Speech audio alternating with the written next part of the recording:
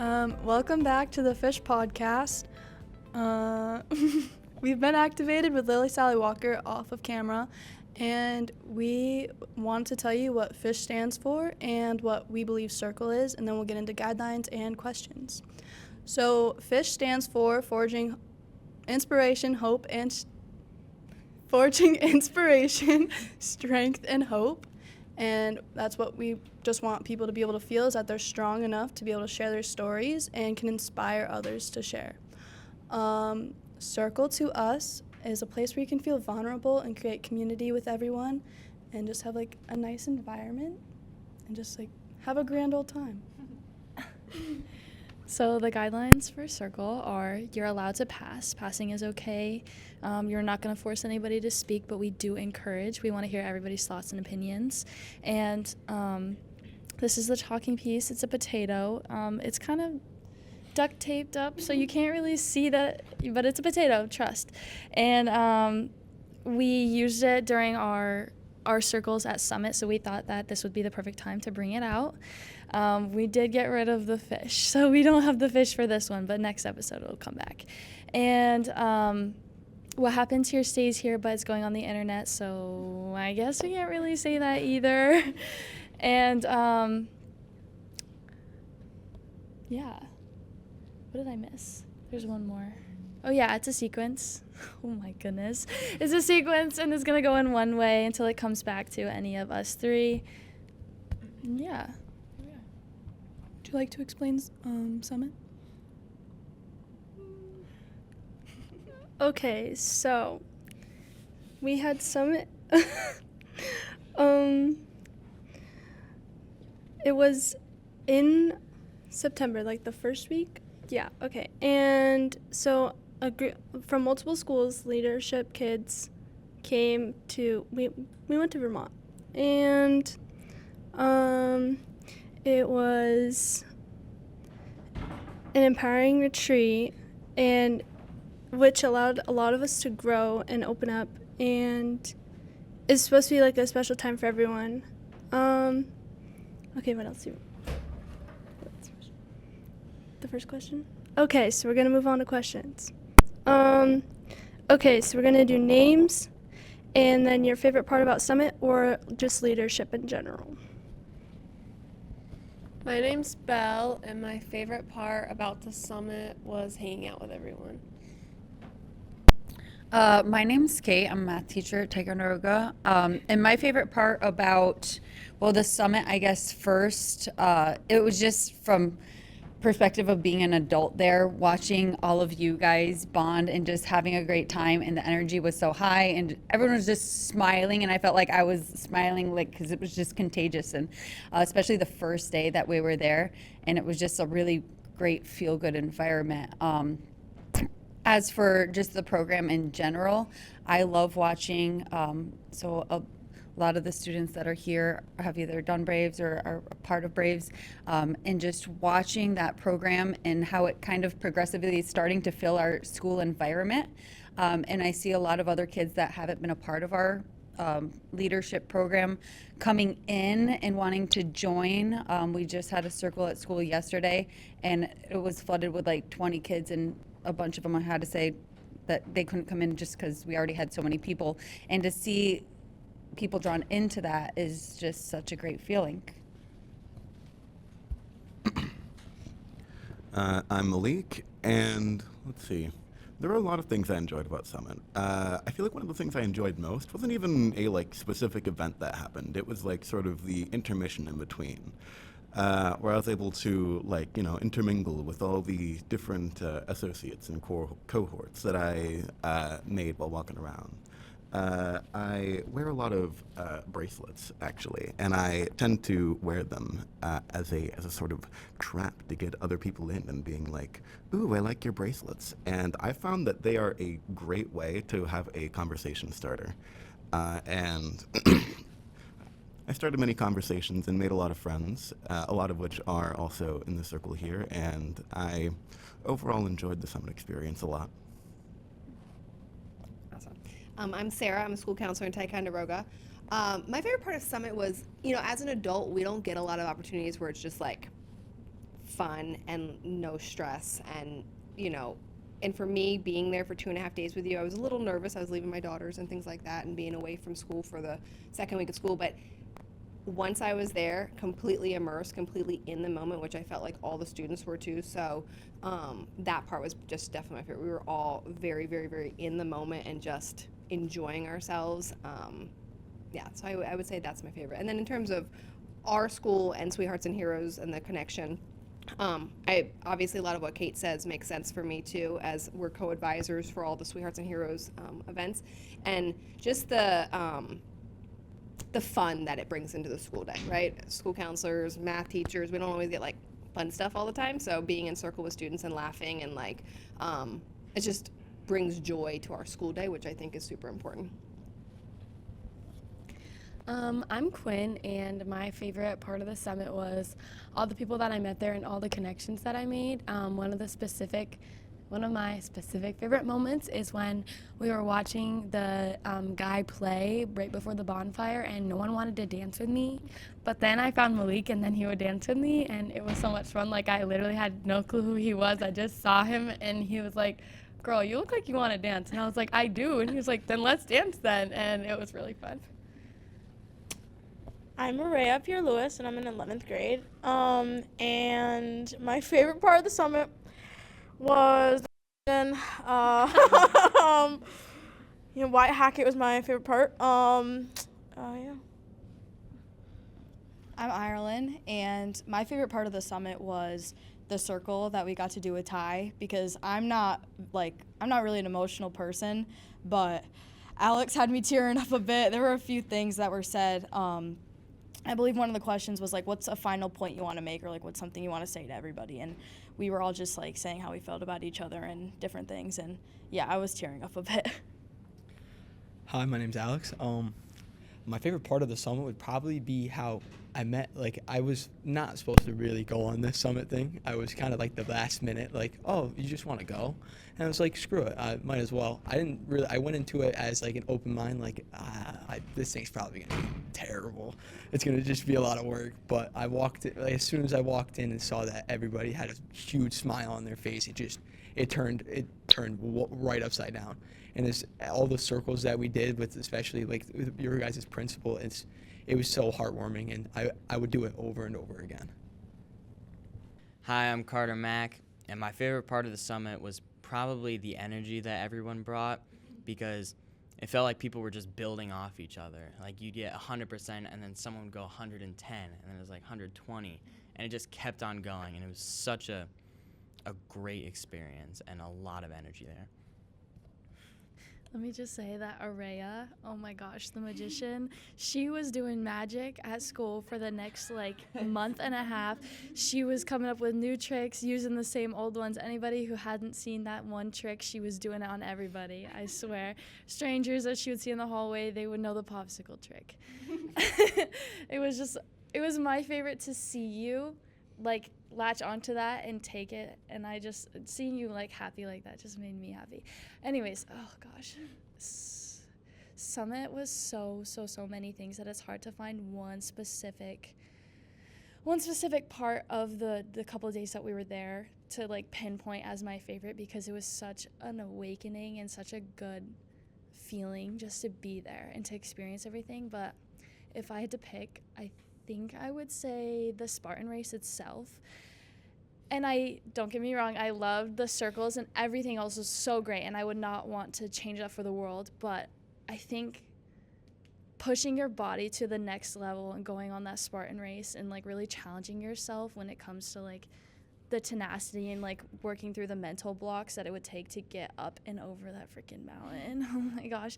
But having to become a team and work with your school and to push each other, not only push yourself to get past it. And it was the most amazing team building experience I've ever been in my life, and I would recommend that 100% to anybody else. But who's gonna go on a Spartan Race? Probably nobody. But yeah. The Spartan Race was something. I think I never thought our school could get so close as it did during that race. I never thought anyone would be able to push themselves or each other as hard as they did, just because that's never what I see around here. I'm always we always have these little cliques. I talk about cliques a lot. I should really stop. My favorite part about Summit, there's, like you said, there's like, it's so much. Like, you have us jumping in the pool fully clothed after we won Capture the Flag. Like, for that to be like our victory dance, I'm gonna say, like, that's awesome. Araya kept me up till 12 one night and then 1 the next night because we were just talking. And we had these amazing conversations. Like, I think we had an hour-long circle before the second night, and we were just was it really like a circle? We were just like, we were yapping. But it was just like a really fun experience. I think my favorite part would have been the bonfire, though, because we talked a lot, and I like talking, and I like talking to people and like hearing what people have to say, and just hearing everyone was like, it was life-changing. I would say definitely going into the summit, I was definitely nervous, very nervous, because I don't take leadership, but I've always like been around people that do, and it's really inspiring. And so one day when I was with Skylar, we were in our chemistry teacher's room, like towards the end of the year last year during review, and they were talking about it, and they were like, hey, do you want to go? Like, you seem like you want to be a part of this stuff. And I was like, sure, okay. So I was like, I'll tag along. And it was going into, I was very nervous, but after the first day, I was like, this is cool. Like, I want to be a part of more of this. And I think probably my favorite part was the bonfire, because I think at that point we were all like very united, and like I made a lot of new friends and got along really well with other people, so that was pretty cool. It was definitely emotional, but it happens. Emotions are part of being human, so, but okay, you. Okay, so the next question is, so Peru students were not allowed to have our phones at all. So how did you guys feel about having limited phone usage or no phones? Like, how was the overall reaction when you were first told? It was definitely a surprise at first because I think we're so connected to our phones, but it felt almost like summer camp. Like, I go to a sleepaway camp and you don't have your phones. And my personal opinion on phones is that even though they're supposed to connect you with people, they don't. You're less connected because of phones. And I think because phones were taken away for the majority of the day or the whole day, then you were able to talk to people more. There was more face-to-face kind of stuff, and that's like genuine friendship, not just texting each other. So yeah, so I got told by both of them that they were gonna take my phone away, and I said that I would give my phone up. I put it in, obviously you're supposed to put it in the envelope, and I put it in the envelope. But it was, at the same time, obviously, I wasn't on my phone. It was like when it got down to the nighttime when nobody was around, I would go on my phone. But it was like one of those experiences, you didn't have time. Like, there was no time to even go on your phone and look at it. Like, you had no time to look at the time. Like, you were just having too much fun. So I felt like even if you had your phone on you, you couldn't use it. So it was a good reason to have, like, get your phone taken away from you, because you don't even need it. You don't have the time to use it. I was actually very happy to hear that we weren't allowed to have our phones, because I think that it's good for everybody to get a break from the internet for a little bit. And I remember it was the night of the bonfire, and I just took a minute. I was sitting next to like Mrs. Ellsworth, and I just took a minute to look around, and there was a circle of people like having the volleyball, and there's a group of kids over here with the football, and there's someone playing cornhole, and then there were people dancing. Like, I remember saw Malika and Quinn dancing like when the guy was playing guitar. And it was just so refreshing to just see people interacting with each other, and they weren't on their, I don't know, just like not seeing a phone in sight. And it also forces you to go talk to people. I feel like if we all had our phones, we'd kind of just be clinging to our groups, or, you know, not trying to talk to others. But yeah, I really enjoyed it. Yeah.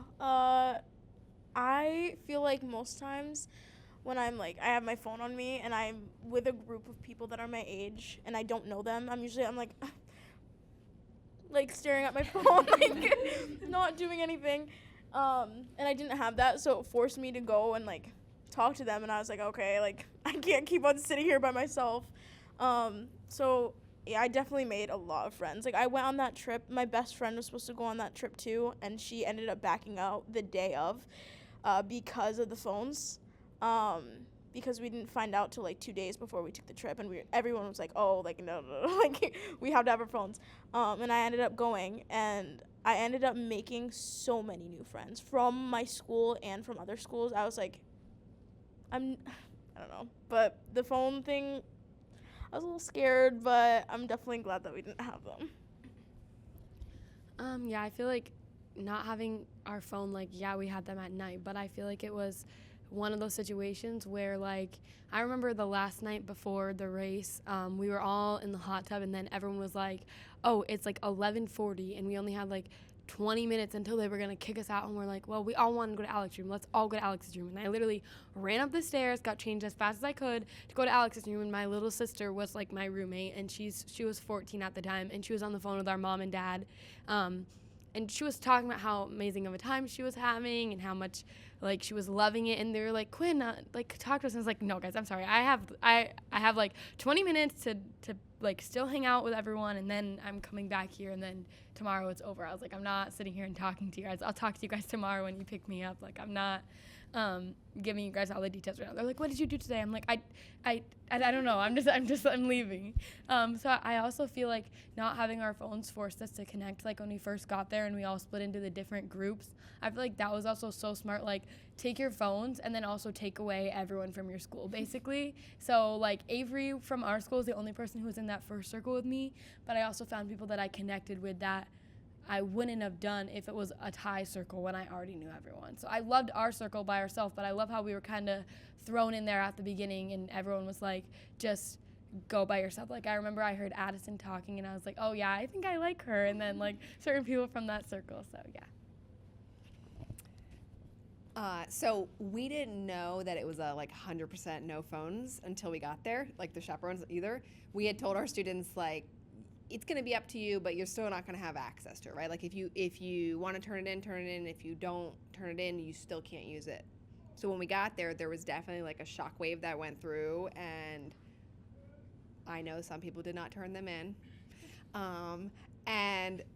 But it worked out because I never saw anybody on their phone ever. So we didn't push too hard on it in that regard, because they basically knew that that was not going to happen. And like Alex said, there's no time. And I love what Ireland was talking about when you look around and people are just talking, right? Because when I'm in school and I'm walking, and you guys all see it, when you're walking through the halls, and like I say hi to students and they don't even like notice that I'm there. So it was just super nice to see that. And even as we staff members got to keep their phones, but I was not on Instagram. You know, I wasn't doing the normal stuff I do when I have downtime on my phone, because I didn't want to. I didn't have time. I had zero desire to. There was no boredom. There was no feeling that need to like escape into like another space during that time. So I loved it. I love that you guys all had the opportunity to not have your phones, because you guys have never grown up without them. So like, it's never forced upon you in that way. So I thought that was really cool for you guys to experience and spread the word that you can in fact survive without them. It was horrible. Tears and blood were shed, friendships forged and lost. Through the tides of war, I, as but a child, had to see so many that I knew turn to darker sides that I didn't even know they were capable of. You'd think that was the initial reaction with how the entire room went crazy when it was announced. Honestly, it wasn't really that bad. Not to brag or anything, but I'm not chronically addicted to my cellular device, so I wasn't like going through withdrawal symptoms or anything when I handed it in. But honestly, like even at the time where you turn in the phone, it was really obviously easy to get around, so it was more of a morality test than anything. I am inclined to agree that, yeah, there was not like a dull moment for you to be like, I'm going to read the Daily Post or whatever you guys do on your phone. I spent a lot of time, socializing, chit-chatting, with the with the groups that I formed at the summit, and I enjoyed that a lot. I feel like, parroting what many others have said, even if I did have my phone, I basically wouldn't have, from how much I was like on the go. There's a time limit. We got to get to bed by such and such time, and I want to do so and so with this guy, and I cannot do that if I want to do this and this with this guy too. And I want to talk to this guy before I go over to here, and I'm pretty sure there's a circle, so I got to check the thing. Oh, that's gonna take me like 5 minutes to get over there. I'm cooked. You don't really. There wasn't really a dull moment of, I want to say rest, but not really rest, because there were times to, like, you know, talk to other people and get socialized. There wasn't really time to yourself in that sort of way, I suppose. And I really appreciate that. And to defeat everything that I've already said, I'm also really glad because I didn't lose my TikTok streaks. Oh, yeah, someone was really concerned about their streaks. I forgot who it was. I like are not chronically addicted to your cellular device. Use that. So I like, Ireland, how you said that you were excited to not have your cell phone. And I know that this is my generational difference, I guess, coming in here. I was really disappointed on that first day with the reactions to put your cell phones in the box, and there was like such a stir up. I also do understand that it was kind of thrown at you guys unexpectedly because we didn't really, like Ms. Ellsworth already said, we didn't really have the right understanding of that either. But I was definitely feeling really bummed out that it was like such a big thing, but at the same time I have to tell myself that you guys grew up in a different generation than me, and cell phones mean something different. So in the future of summits that hopefully will exist. Tom, where are you? Are you listening?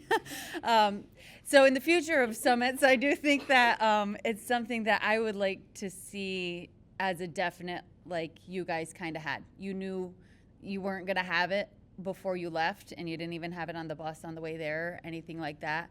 I think that that's a must. And going off of what all of you guys said, you weren't even on them anyway. So really, what's the difference? And I do think that would.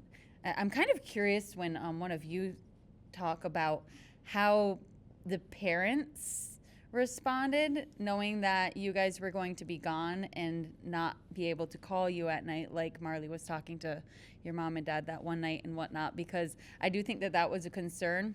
I know it was a concern for me, thinking, oh, none of our students are going to have our cell phones, and we gave them our numbers to contact. I am terrible at watching my cell phone, so I kind of said to Miss Ellsworth, like, can you make sure that you're checking your cell phone all the time for parent contact? Because I know that I'm not going to be a responsible adult when it comes to that, because I just forget that my cell phone's there a lot of the times. But I think that it was an important part of it, and I didn't see anyone on it either, and that made me really happy. And yeah. I'm not gonna lie, I did not hand him my phone. As soon as I heard Alex had his phone, I was like, I turned around, I was like walking up to the envelope, and I turned around and I put it back in my bag. But that being said, it literally stayed on like my bedside table, not being touched all weekend, and I think that was great. And people like wanted them for pictures, but like Avery had like her camera, which was great, so we still got pictures and stuff. It wasn't like a phone camera, it was like a camera, just to clarify. But I just think it was great. It forced everybody to hang out with each other. So I obviously had mine, but I wasn't on it, to be honest. Okay, so I've got a list. So like when I first got down, we all met in the leadership room, and we were all going over like the rules and stuff, and then we got to the phones, and everyone was like, oh no, that's a big no, like that's not happening. And I was like freaking out at first, but I really only mainly wanted it so I could talk to my family, because I was going to be like however far away, and I was like, I want to be able to have contact. And then I was like, well, we have the phones in the room, so like when we go there I can call them if I need something. And I was like, and it's not like I will be by myself the whole time, so I'll have people to talk to. So that made me feel a little bit better about it. But I also love listening to music, so I was like, I can't listen to music, but it's fine. But like, yeah, we didn't really have much time to be on them, and I that made it a lot better, and I actually really enjoyed that because, like, for me, like, when I don't have sports or something and I just sit at home, I'm like, what am I supposed to be doing right now? So, like, the fact that we had stuff, like, almost every minute of the day was, like, really good. My parents were kind of worried about me not having a lot of contact with them, but I made sure to call them the first night and let them know that it was okay. But, so, I really enjoyed it, and I hope that we might be able to get to do another one. I really enjoyed it, so. So I wasn't supposed to go to the summit. About 2 days before the summit, a whole bunch of papers were like, here, take them, sign them, like, get them in quick. And that's how I went to the summit. I remember driving home from summit, and I'm like, I can't wait to text all my friends. I got on the bus, I put my earbuds in, and I was slumped. Like, I didn't want to be on my phone. I just wanted to sleep. I was so tired because everything was so exciting and exhilarating. I love how you talk. I wanted to say that first. But, like, Araya and I wouldn't have had, like, such great conversations if we had our phones. We wouldn't have been, like, gawking at this cable TV and being like, what are we watching? Like, what are these commercials? And then be like, I think I need to turn this off so I can focus. It was just so strange. Like, I had cable when I was, like, little, and now I'm like, it's weird. Like, I don't want to deal with the commercials. But I've done, like, week-long camps where I haven't had my phone at all. So, like, not having the phone and not being around my parents wasn't necessarily my biggest stress. I learned how to use, like, the telephone in the hotel room. I forgot what it's called, like a landline, right? Yeah. So I learned how to use that. That took like 5 of us to figure out. It was so bad. Like, it was horrible. We learned how to use an analog clock. Wait, yeah, it's an analog? No, it's not. It's an alarm clock that you had to plug into the wall that you couldn't. It's a digital clock. That's, like, how it's written. Like, it's not like the circle. Trust. But we learned how to set an alarm up for that. That also took like 5 of us, which was really sad. We called at one point on the telephone, and they're calling us to be like, what time is it? And I honestly think, I'm rambling, but it's fine. I honestly think that it was really silly of, like I didn't really care. I like not having my phone. I like the detox, if you will. Addie was just saying what I was gonna say. That's why I had to cut you off. I was like, stop talking. So sorry. Zoe and I were actually roommates, and we got in there thinking, okay, it's gonna be fine. We'll have an alarm clock. We'll have a phone. We won't need our phones. It'll be fine. The alarm clock was not plugged into the wall, so we had no time. There was no there was no time on the clock either, or on the phone. I mean, there's no time on the phone, so we couldn't. Like, we had to call Addie's room. We had to figure out how to call through rooms. No, we had to figure out how to use the phone in the first place, and then to call other rooms to ask what the heck time it was, because there was no, like, teachers around to ask. Yeah. But then after I know how to use an alarm clock. Zoe's lucky that I know how to use one. How the heck do you not know how to use an alarm clock? That's crazy, first of all. I was completely fine with having no phones. I didn't have one for a long time. Like, I didn't get one until I was like 13 or 14 or something like that. So I didn't have one for a long time, so I was fine with it. And then, but yeah, in the leadership room when they told us, it was like dead silent as they were going over the rules. And then as soon as they were like, oh yeah, and you have to turn over your phones, everybody was like, gasp, no way. Like, it was horrible. Everybody like erupted. It was so loud. And there was like yelling, not yelling, but like everybody was speaking so loudly, trying to get their point across, that like, I think at one point one of the teachers had to be like, shush, like, be quiet so we can explain. And then, yeah, we didn't get ours at all, which is great. Some kids did sneak theirs in, but yeah, like, the only time we were in our rooms was to sleep. We hit the bed and we were out. It was done, and there was no, like, we didn't really hang out in there much at all. It's not that I don't know how to use an alarm clock. I just have never needed to know how to use one. Because my mom always woke me up, and then I got a phone, which I can just set the time on. but I use military time, which sets like, that's a difficulty right there. So I feel like military time for a normal alarm clock is fine. I feel like it's fine. It's even. Next question. Don't look at me like that. Next question. At the summit, did it allow you to like share vulnerable things that you never thought you could share before? And if you're comfortable sharing them, please do. You don't have to go in detail, but like just give us a little gist.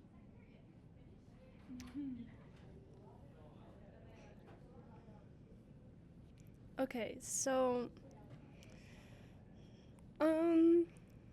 yeah, it was more like the bonfire kind of, like talking with a lot of people and then listening to other people's stories.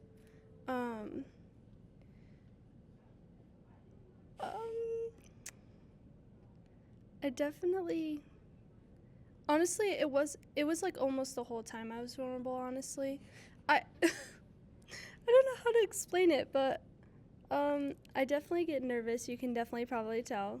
But I liked talking to more like the kids from other schools, because I don't really know a lot of kids from other schools, even though I play sports, because I normally just keep to myself or keep to like a little group. And I'm trying to be better about that, trying to open up, but I don't really have a specific story or something that I really talked about besides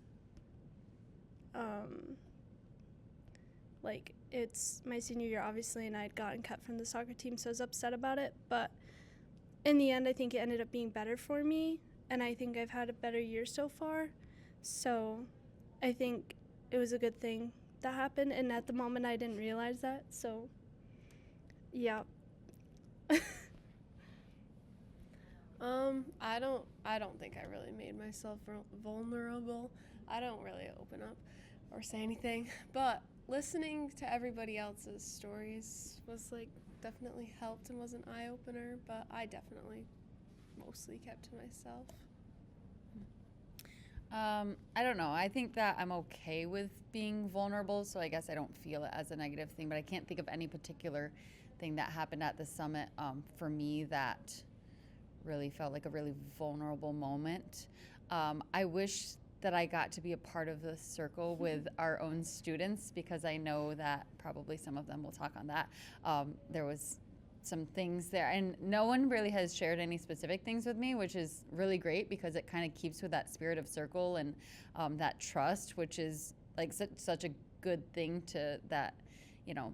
I know I've talked with Quinn multiple different times, but she never gives me specific details. She might tell me like what a question was, or like just everyone was crying, or those types of comments and things like that, which is great. So I do wish that I was a part of that, because that maybe would have, you know, been a spot to be able to be vulnerable. Hey, Addie, how many Zoomers does it take to fix a light bulb? Apparently, like 5. Anyways, I feel like I tend to be very open in settings like this, so I feel like I made myself less vulnerable and more so learned better skills to listen to others more attentively. Because like listening is just as important as talking when it comes to like things like circle, as well as like a lot of, you know, everyday things like when a friend's like, you know, all bummed out with you, and it's like, oh, is this the sort of thing where you want me to give you advice, or am I just hearing you out here? And I feel like that sort of social part of my brain developed 3 times that day. 3 slices. Let's see. I suppose one point of vulnerability, or maybe just something that I like always have my mind on, was when, keeping it brief, of course, when like there was a circle topic of why people are outcasted. I know that I had a lot to say, and it was interesting to listen to what others had to say as well. And I suppose if I had to point to a moment of vulnerability in a sense, that would be where I would direct you to. I love doing that circle with you guys in Peru, because it was like I came after that to my students. They're all crying and emotional. I said, we had a good circle too. It wasn't crying. It was more like you guys were figuring stuff out, like in a real way. So I was happy to witness that. So vulnerability for me, like I'm a school counselor, and maintaining professional boundaries is like really important for me. However, with this program, it challenges that for me, like figuring out how to communicate with students in a way in this group. I'm not a school counselor in this group. I have to remind myself of that. But at the summit, for me, it was the summit race that made me feel extremely vulnerable. Like I'm really comfortable with emotions, like hearing all kinds of everything. But the summit race was where I felt the most vulnerable. I prepared for it because I didn't want to be like wiped out on that course. But the first 15 minutes, I was like, oh, okay, this is gonna be harder than I anticipated. And so it made me dig deep into a place that, I haven't had to do in a while, because I didn't want to be put to shame by any of my students, and I wanted you guys to be proud of me. So which obviously is like, why do I worry about that? But I did. I wanted you guys to be proud of me, be like, yeah, Miss Seltzer did it. So that was probably the most vulnerable time for me, just the physical aspect of it. So I feel like I'm a pretty open person, like in circles in school. Like I feel like most people in our school know a lot about me just because I talk a lot. And so I felt like in the summit circle, it was more like other people's stories that were making me so emotional, and less me being vulnerable, because like everyone knows like everything that's ever happened in my life. But less people, like I didn't know some of the things that had happened to like some of my favorite people that were sitting across from me, and I just feel like that was what made it so so not upsetting, but so emotional for me. But the race was definitely probably the most vulnerable thing I've ever done in my whole entire life. I don't do any sports. I'm the least athletic. I would say I'm arguably like the least athletic person that got asked to go on the trip. I know I got picked for the circles, not for the race. They were like, they're like, she'll be great in the circles. We'll have to drag her along. And when we the entire time I was just like, we're going to the summit. The race will be fine. Like it'll be fine.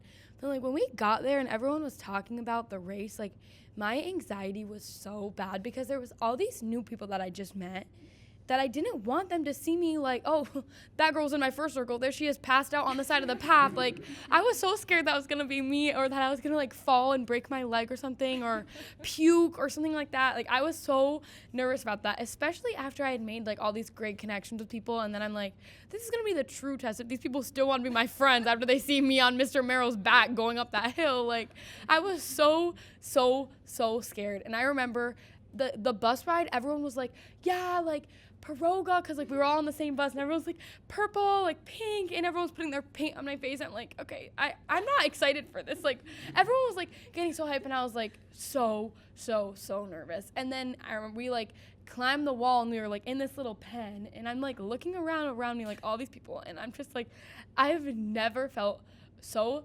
scared. Like I was just, oh my God, it was awful. Just that feeling of like, all these people around me look like they can do this, and I don't think I can. And I just remember turning around and then seeing like our principal and our superintendent were there in our shirts, and I was like, okay, Mr. Donahue's here, I got this. He can't see me like this either. And that was just a really cool moment. But then like once we started doing the race, like I remember we got up, like the first hill was just all mud and like right next to that pipe, and I was like, okay, this is, and so like when we were in that pen, everyone started like, when the first school went, I was like, okay, I can do this. And then it was like we were doing like our pink chant, everything was great, and then everyone just starts running. I'm like, okay, did not realize we were gonna be running, but so I started running, and then we went up that first hill, and then when we kept on going, it was like I wasn't even like holding people back. I was like, this is great. Like I'm not even the last one. And I feel like once we got into the race more, and like everyone realized, wow, this is tough. Even for the most athletic person I know that was there, like everyone was like, yeah, we're gonna have to help each other to get through this. Like even I feel like less about like throwing people, like as much about throwing people over stuff as like keeping people going, like, yeah, you got this. So I feel like being with my group, like that's something I would have never signed up for, and being with my group during that was like the best experience ever. Like I remember at one point I was like the first one, and I jumped a wall, and then I was sitting there drinking water while everyone else came around the corner. I was like, what is going on? This should not be happening. So yeah, I feel like the race was the most vulnerable thing I've like ever done. I like how you said about the listening part. I tend to talk a lot, and I don't really listen. And in circles, I think that's the hardest thing, because I like hear someone say something, and I'm like, oh my gosh, I have something to say, and then it goes around and I forget it, and I'm like, oh my goodness, like I had so much to say. But I think the most vulnerable part for me, I can't say that word, was probably in the room with Addie. I just like felt like I could tell her anything, and I don't usually talk about things that have happened to me or like who I am. And I was talking to her about things that I would never talk like to anyone about. And the only reason I did that, I think, is because we were in the same room for an extended amount of time. And I had nothing else to talk about, but I just was like sharing things like I would never say to my closest friend. And like me and Addie were not close when we went on the trip, and we became close because we went on the trip. But yeah, I was just spewing things that I would not say. I think that before the summit, like if I'm one-on-one with someone I really trust, I'm usually more vulnerable. I can never say that word, vulnerable. But like if I'm in a group setting, I tend to be, I don't know, I just try to keep things to myself. And when I first joined Braves and like we started doing circles, I was like, even if I had to answer, I just like to skip. I just didn't really like to say it. But when we got to the summit, I remember the first two questions I just skipped because I just didn't really feel like answering. But I would have an answer, and I would hear like someone that I don't usually talk to in the circle say like exactly something that I've been through or gone through. I remember on like the third question, I started to talk and started to open up a bit. And I think that because of that, going back to school and doing Braves or doing circles, I tend to answer more, and I like to talk more in these group settings. And I think a big part of vulnerability is like asking for help when you need it, even when you don't want to. And I thought a part of that with the race, when we had to have those huge rock buckets and carry them up to the top of the hill, I was dying, and I had a huge cramp in my side. I just made it up to the top, and I'm turning around, and then Carter and Haley had already finished, and they're running up, and they're like, Iron, do you need help? And I felt like such a child. I was like, no, I don't need help. Like, just go. I can do it. I can finish this. And I got down to the bottom, and my cramp hurt so bad, I like almost started crying, and I felt like such a wimp. But then we got to the other part where we had to bring the sand, I think it was like those sand bags up to the top, and I knew that I probably wasn't gonna be able to do it on my own, so I asked a friend to help me. So I think that there's, just taking what happened the first time and then changing it. Before I went on this Braves thing, I love listening. I'll sit there and I can listen to anybody for hours and just let them talk to me, but I shared nothing. I keep everything to myself, and whatever happens to me, I try to solve by myself. And I wouldn't say that's the best thing to do, but that's how I was before. And then when I went on this Braves thing and I was sitting through all the circles, it was just changing my perspective of like, I think I can open up a little, but like I don't need to hide everything that I think. Like I can open up and share stuff about me. And that definitely, when we had our tie circle, that definitely that bursted my bubble. Like that popped it. I was like, all right, I gotta stop. Like I can't hold stuff in anymore. It's just hurting me more than it's hurting anybody else. So I started opening up, and then as soon as I started to get back to school, it changed from there. I was talking to everybody. I told everybody like how I felt. The truth just started to come out. And one thing that I thought was insane is I truly don't talk to anybody. When I have problems, I keep it to myself. And I went to Miss Ellsworth when I had a problem, and it helped me so much. It changed everything, how I was thinking, and I think that's what I needed. That's what Braves did for me. It just changed my perspective of like, yes, you can tell people things and don't have to worry that something's bad's like gonna happen. I think I'm a pretty open person, but not where it counts. Like I don't I'm not very vulnerable. I kind of throw everything else out there so that I don't have to be vulnerable. And I think there's like less than on one hand I can count people that I can I feel like I can talk to, that I've known for years. But whether it's about me or how I feel about other people, the circle that we had with the school, I was able to like tell some of those people some of the things that I hadn't had the chance to before, because it was just an opportunity to that I never had. So I think for me at the bonfire, I was the first person asked to speak, but I wasn't really sure what to talk about. I was told to talk about leadership, and so I was like, okay, well, I'm a 103 student, and I just yapped a little bit, and I didn't know what else to say, and then from there it kind of snowballed into everybody telling their stories and their sides, and I don't know, just having to go up and speak in front of people was very vulnerable for me, even though I didn't share anything crazy, but also like those private circles that we had in people's rooms at the end of the day, every day that we were there, and just like having a recap every day after whatever activities had happened, and just like hearing how everybody was feeling and like putting out my feelings as well. So there's like, I can listen really well, but I can also ramble super well. I rambled really well, and it doesn't even make sense how I said it, but during that Peru circle, I was just going on and on about how I felt about cliques and all of this stuff, and then someone came up to me and they're like, you should start a podcast. Look where we are. I know. But yeah, that's kind of how this started, and I'm kind of glad that I just like let myself open up and just show people this side of me I don't normally show, because if you just came up to me in like my school hallway, I wouldn't talk to you. I don't talk. I've worked really hard to be where I am right now, and I'm very proud of myself. So me going around and interviewing all of the people and just like running up and being really rushed and be like, what's your name, grade in school, and what's your favorite color? And then being like really surprised that like this random girl is coming at them with like a camera on their face. And I'm like, come on. Like I thought that was fun. And I like shared my life story in front of everyone. Like, who does that? Day one, and I'm like, yeah, I was new girl 3 years in a row. I got cut from soccer. I don't know what I'm doing anymore. I quit sports. So like I'm kind of lost, but like it's okay to ask for help and like all this stuff, and like sometimes you have to help people find the help even though they don't quite know they're looking for help, and rambling about my note app. And just like how every girl has like their McDonald's order, and then like something really random, and then something like super deep, like they're confessing about their like, I don't know, like their first love, or like something so weird, and you're like, how did I even get here? Like, I don't know.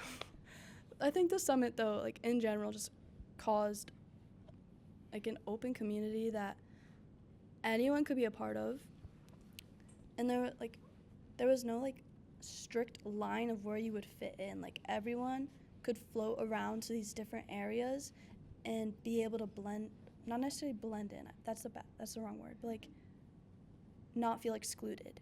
They could be themselves and also feel free to be themselves and not like they're being judged. And I think that was a really big part of the summit, and a really big part of being vulnerable is just being freed from like society's opinions of what you should and shouldn't be. Yeah. So I think that just about wraps up today's episode. I just want to say thank you to everybody, all of the Thai students here that have come and have wanted to be on the podcast. We're so thankful that you're here. And yeah, this was such a good episode. All right. Yeah, thank you. Thank you. I didn't know how to end that. Anyway, that's a wrap for this episode. Thanks, guys. Come again next month. Come again.